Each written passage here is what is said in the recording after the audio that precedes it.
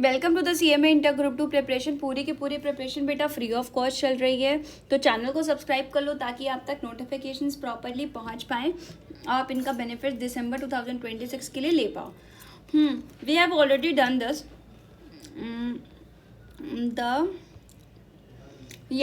Classification of audit का part पूरा हो गया था। अभी वो I am moving towards to the next part is audit engagement. Audit engagement क्या होता है, तो एज यूजुअल मैं पहले समझा दे रही हूँ फिर आगे बढ़ूंगी। तो ये ऑडिट एंगेजमेंट ऑडिट और क्लाइंट के बीच में एक एग्रीमेंट होता है जिसमें ऑडिट के टर्म्स और स्कोप डिसाइड होते हैं। ठीक है, तो ऑडिट स्टार्ट करने के लिए पहले ऑडिटर्स और क्लाइंट के बीच में कुछ डिसीजंस होते हैं। ऑडिट में क्या चेक होगा, किसकी क्या रिस्पॉन्सिबिलिटी होगी और ऑडिट का स्कोप क्या होगा, ये सारी चीज़ें चेक होती हैं। तो audit engagement refers to the agreement of the between the auditors and the client about the terms of the audit. Statutory versus non-statutory audit क्या होता है? Statutory audit, auditors' duty responsibilities are set by the law. Non-statutory audit duties are defined by the mutual agreement between the auditor and the client. Importance of the engagement letter.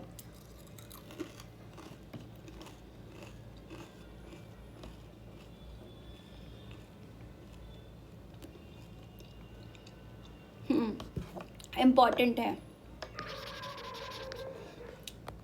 ये भी important है।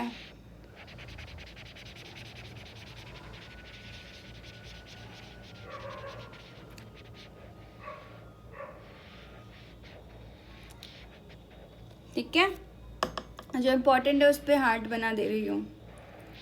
Okay, let's move forward to the importance of the engagement letter.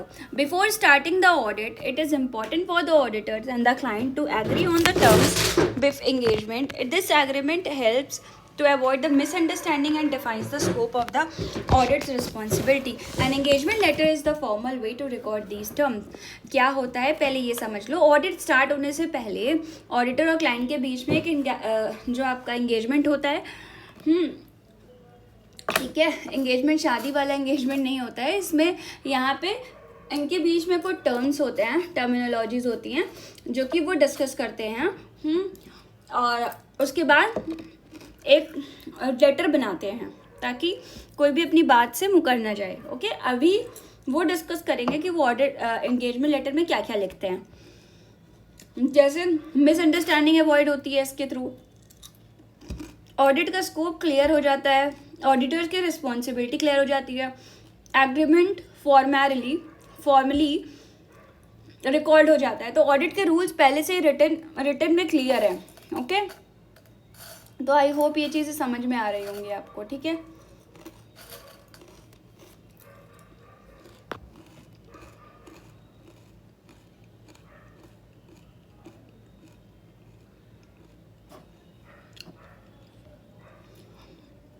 अब contents of audit engagement देख लो। Audit engagement letter के क्या होता है, objective and scope. ऐसे 210 में एंगेजमेंट लेटर शुड इंक्लूड, क्या क्या चीज़ें इंक्लूड होनी चाहिए इसमें।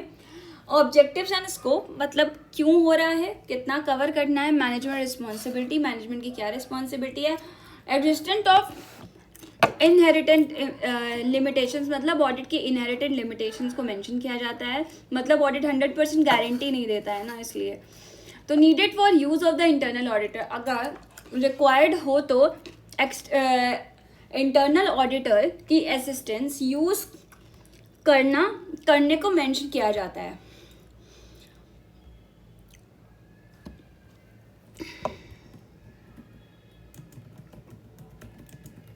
ठीक है, उसके बाद रेस्ट्रिक्शंस और limitations of the auditor responsibility होती है। फिर basis of computation of the audit fees, जो भी बिलिंग अरेंजमेंट होते हैं वो होते हैं। Form of the report and other communications of the engagement, validity of the report, कितनी वैलिडिटी रहेगी ये रिपोर्ट्स की। तो limited limits on submission of the reports to other authorities. तो ये सब क्लाइंट के बीच में डिस्कस कर लिया जाता है। ये सब एंगेजमेंट लेटर्स के कंटेंट है, ये सब चीज़ें होनी चाहिए एंगेजमेंट लेटर्स में। ठीक है, अब हम आते हैं, बात करते हैं, तो ये चीज़ें आपको ना याद करनी पड़ेंगी, बस आप इसी तरीके से इसको याद कर लो। याद कैसे होंगी? बार बार प्रैक्टिस से। बार बार प्रैक्टिस करो, याद हो जाएगा। डेली एक टॉपिक पढ़ोगे तो याद हो जाएगा। Audit program. अब ऑडिट प्रोग्राम एक डिटेल्ड प्लान होता है जिसमें ऑडिटर लिखता है कि ऑडिट के टाइम कौन कौन से स्टेप्स और प्रोसीजर्स फॉलो करने हैं या क्या वेरीफाई करना है और अप्रॉक्सीमेटली कितना टाइम लगेगा। सिंपल वर्ड्स में ऑडिट प्रोग्राम ऑडिट का प्रॉपर प्लान होता है। जैसे एग्ज़ाम देने से पहले हम प्लान बनाते हैं और क्या क्या पढ़ना है, वैसे ऑडिटर और ऑडिट से पहले डिसाइड करता है कि क्या क्या करना है। ओके, तो इसी को हम कहते हैं audit program. Audit program is detailed plan of the outline of the steps and procedures of the auditors will follow during the audit. It includes the task to be performed, how to verify each item and the estimated time needed. उसके बाद guide the audit processes. Types of audit programs कौन कौन से होते हैं? Common program और special program. Common program में क्या होता है? जनरल प्रोसीजर्स जो नॉर्मली किसी भी ऑडिट में यूज़ करते हैं वो चेक होते हैं। स्पेशल प्रोग्राम में particular type of audit business का अकॉर्डिंग स्पेसिफिकली जो ऑडिट होता है वो चेक होता है। अब एडवांटेज की बात करें, ऑडिट प्रोग्राम का एडवांटेज क्या होता है? चेकलिस्ट बनती है, वर्क एलोकेशन होना चाहिए, प्रोग्रेस ट्रैकिंग होनी चाहिए, यूनिफॉर्मिटी होनी चाहिए, very important uniformity, and then planning and evidence होना चाहिए। ओके, यहाँ पे यूनिफॉर्मिटी का मतलब आपको कंसिस्टेंसी होता है, यहाँ पे लिखा भी हुआ है। अब डिसएडवांटेजेस के बारे में बात करते हैं, क्योंकि देखो हर चीज़ के एडवांटेज और डिसएडवांटेजेस होते हैं। तो डिसएडवांटेजेस क्या है? रूटीन वर्क, क्योंकि ऑडिट कभी कभी मैकेनिकल और रूटीन बन जाता है, कराना ही कराना है, राइट? ठीक है, थोड़ा सा डिसएडवांटेज है। स्मॉल बिजनेसेस के लिए डिटेल प्रोग्राम अननेसेसरी हो जाता है, कोई मतलब नहीं करता। ब्लेम शिफ्टिंग मतलब इनएफिशिएंट स्टाफ अपनी मिस्टेक और ब्लेम को प्रोग्राम पे डाल देते हैं।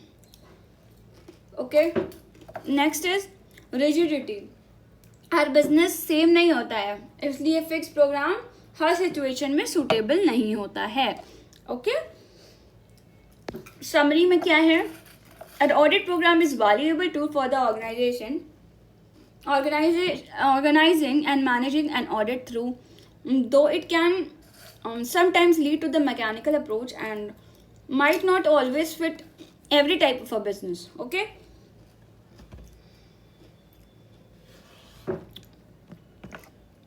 हमने 2 टॉपिक यहाँ से कवर कर लिए हैं, ठीक है। अब हम आगे बढ़ते हैं। Audit documentation. ऑडिट डॉक्यूमेंटेशन क्या होता है? Audit working papers. Okay, audit working papers वो रिकॉर्ड्स डॉक्यूमेंट्स होते हैं जो ऑडिटर ऑडिट के टाइम पे मेंटेन करता है, जैसे ऑडिट प्रोसीजर्स, एविडेंस कलेक्टेड और ऑडिट के कंक्लूजन्स। ओके, यहाँ पे लिखा हुआ है, मैं वही रीड करके आपको इजी वे में बता रही हूँ। उसके बाद like purpose of the audit working papers, evidence show करता है, ओके, कंक्लूजन तक पहुँचाता है, कंप्लाइंसेस लीगल रिक्वायरमेंट्स फॉलो करता है, planning and execution is important, supervision is important, accountability is important, future references ज़रूरी हैं। फ्यूचर रेफरेंसेस का मतलब क्या? इम्पॉर्टेंट इन्फॉर्मेशन जो फ्यूचर ऑडिट के लिए रिकॉर्ड करके रखते हैं। नेक्स्ट, क्वालिटी कंट्रोल होना चाहिए। नेक्स्ट, एक्सटर्नल रिव्यू मतलब facilitate the external inspection as required, मतलब अगर एक्सटर्नल इंस्पेक्शन हो तो वर्किंग पेपर्स रिव्यू के लिए अवेलेबल होने चाहिए। ओके,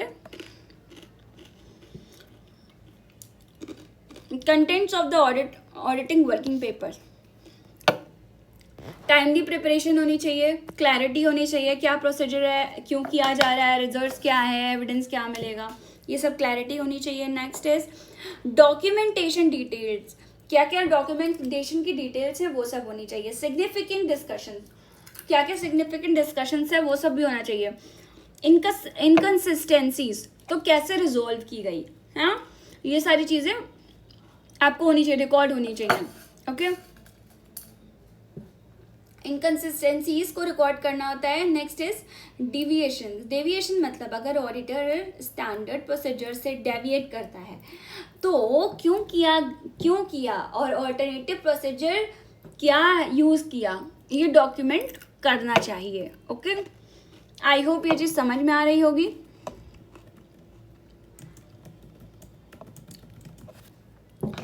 ओके, तो ये आप रीड कर लीजिएगा. ये बहुत इजी पॉइंट्स हैं, कुछ है नहीं इसमें. ओके, ये बहुत इजीली कर लोगे. Types of working paper files क्या होती हैं? Types of working paper files of an audit. In audit working paper files are divided into two main, permanent और करंट ऑडिट फाइल्स. ठीक है, देखो परमानेंट ऑडिट फाइल क्या होती है? इंफॉर्मेशन रखी जाती है लॉन्ग टर्म यूज़ के लिए. Okay, for long term use के लिए. नेक्स्ट इज जो इन्फॉर्मेशन बार बार फ्यूचर ऑडिट्स में यूज़ होगी. ओके, इसमें परमानेंट ऑडिट फाइल में रखी जाती है. लीगल एंड ऑर्गेनाइजेशन इन्फॉर्मेशन जैसे MOA हो गया, AOA हो गया, एक्सेट्रा. ठीक है, मेमोरेंडम्स जो होते हैं आपके वो हो गए. लीगल डॉक्यूमेंट्स एंड एग्रीमेंट्स जो होते हैं इंपॉर्टेंट. इंटरनल कंट्रोल्स, जो आपके इंटरनल कंट्रोल सिस्टम की इन्फॉर्मेशन होती है. फाइनेंशियल रेशियोज एंड ट्रेंड्स भी की इन्फॉर्मेशन भी रखी जाती है. Previous financial statements, accounting policies, past audit observations. ठीक है, प्रीवियस ऑडिट की इम्पॉर्टेंट फाइंडिंग्स.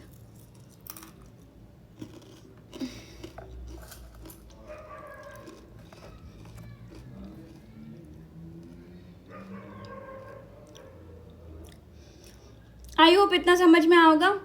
अब हम आगे पढ़ते हैं. इसको अच्छे से रीड कर लेना. जो भी इसमें लिखा है मैंने ऑलरेडी समझा दिया बेटा. करंट ऑडिट फाइल क्या होती है? करंट ऑडिट फाइल में करंट ईयर के ऑडिट की डिटेल्स होती हैं. जैसे इस साल की ऑडिट, ओके, सेम ईयर की ऑडिट, मतलब ऑडिट रीअपॉइंटमेंट करेस्पॉन्डेंस, मतलब current year audit appointments, reappointment से related documents. And board meetings minutes, जो मिनट्स होते हैं बोर्ड मीटिंग्स के, मैनेजमेंट लेटर्स, ट्रांजैक्शन एनालिसिस और आपका communication records, accounting programs, auditing conclusions, ये सब करंट ईयर के में रखा जाता है. अब हम आते हैं. ठीक है, ये रीड आउट कर लीजिएगा अच्छे से. ठीक है, रीड तो आपको खुद से करना ही पड़ेगा बेटा. मैं समझा रही हूँ, ठीक है, समझना इंपॉर्टेंट है तो समझा दे रही हूँ. जो लिखा है वही समझा रही हूँ, बट थोड़ा इजी लैंग्वेज में समझा रही हूँ ताकि आपको समझ में आ जाए. फिर जब आप लाइन को रीड करोगे तो आपको समझ में आ जाएगा.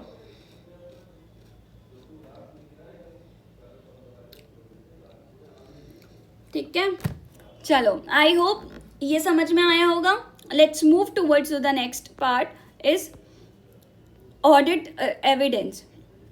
Audit evidence and then next part is auditor's judgement.